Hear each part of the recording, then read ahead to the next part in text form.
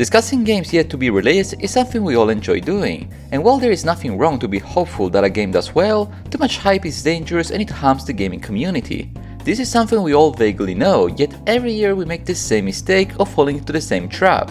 So how does hype truly harm the gaming experience, and what game in my opinion started this negative trend? First things first, roll the intro.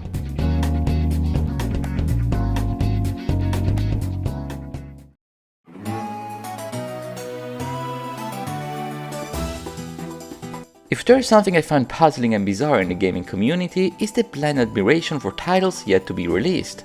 I'm always baffled when I read comments rewarding Game of the Year awards to games we have not even played a demo of. Excitement for an upcoming sequel to a beloved franchise is perfectly normal, but out of control hype is irrational, and many are the games that have fallen victim to this curse.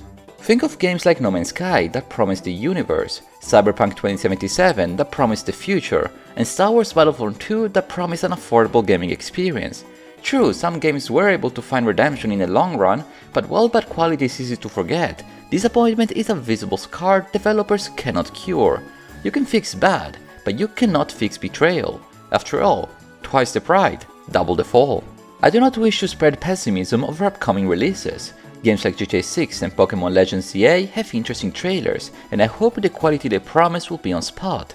But I beg you not to hype nor pre-order any game, because doing so can not only potentially damage your gaming experience, but also the game itself, the developers behind the game you so wait for.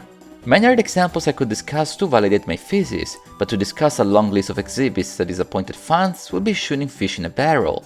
Instead, for this video, I will bring to the table only one game, released all the way back in May of 2014, that I consider to be the first big disappointment in the modern gaming age, one that is synonymous with flop for overpromising and under-delivering. I'm talking about Watch Dogs. This game is a stellar example of how hype harmed not only a title, but the whole gaming world forever.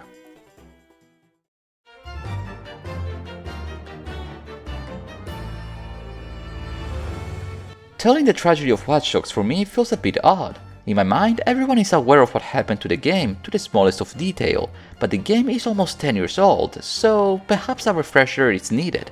Back in 2012, the PS3 and the Xbox 360 were all the rage, with the PS4 and the Xbox One soon to be released. Believe it or not, Ubisoft was actually a well-respected French-Canadian company in the gaming industry, releasing highly successful games like Assassin's Creed, Splinter Cell and Far Cry.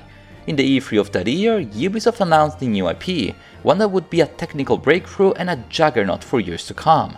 That game was of course Watch Dogs. In the 2 years between the formal announcement and the actual release, the hype for this game was unreal.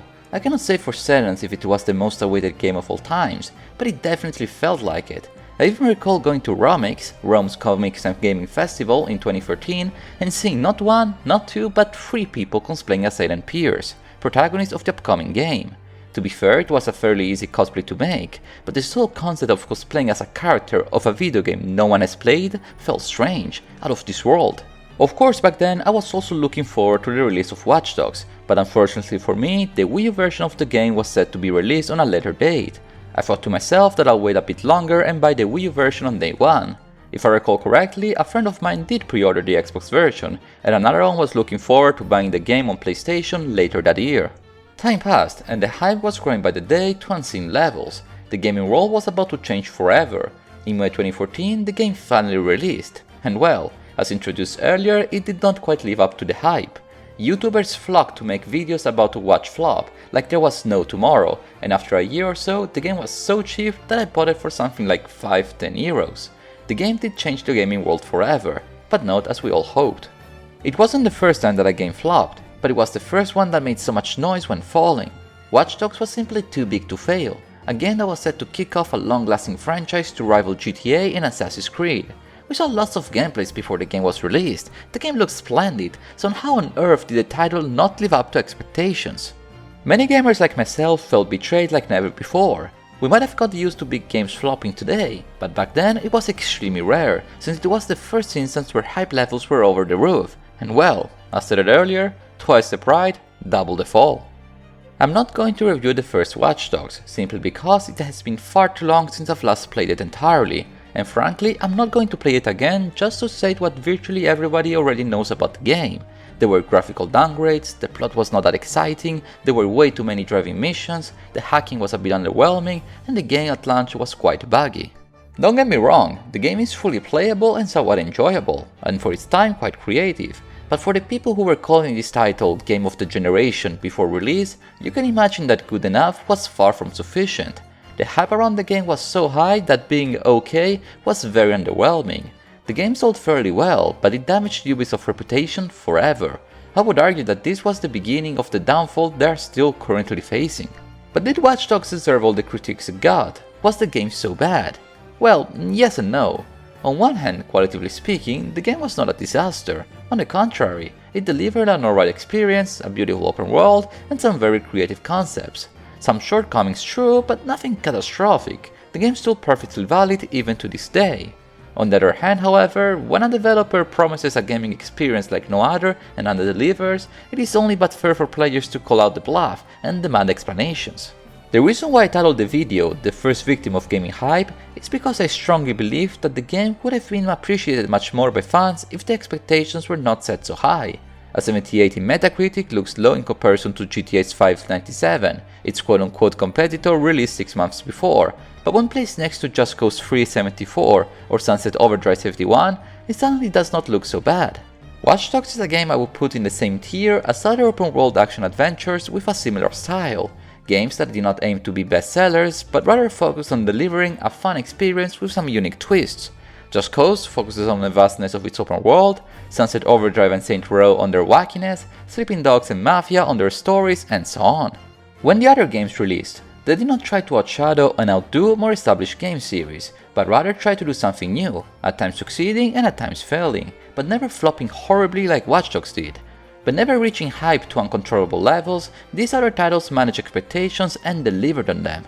At face value after 10 years, if Watch Dogs managed expectations to reasonable levels, I would argue that it would have been considered as an interesting unique project, one with some problems, but one with quite a potential.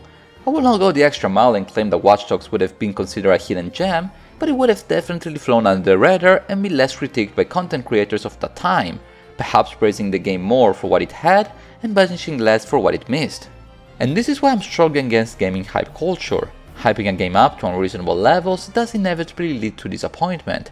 At best, the game in question is on par with your own expectations, but at worst, every problem the game has will be heavier and harder to ignore. It takes a lot of commitment to convince yourself or your customers that a product is flawless, and there is nothing more frustrating than to commit to a lost cause. And the unfortunate reality is that the damage made to a hyped game can have a trickling effect on other games developed by the same studio. In reality, the first victim of modern gaming hype is not perhaps the first Watch Dogs, but its sequel Watch Dogs 2. While the first title overpromised and under-delivered, the sequel did the opposite. I believe Watch Dogs 2 is everything the first title should have been, and yet, due to the debacle of the first title, less people gave the second game a chance. Of course, being video game products, I do not blame companies for hyping up their upcoming games or not. After all, there are many titles available and releasing constantly. But we as players do not need to believe every small promise we hear. Sure, it is fair to be excited and to look forward to upcoming projects, but let us not make the same collective mistake we all did for Watch Dogs and many other games released after that.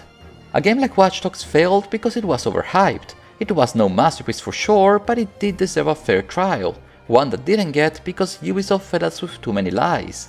Let us take precautions in the future and adjust our expectations accordingly.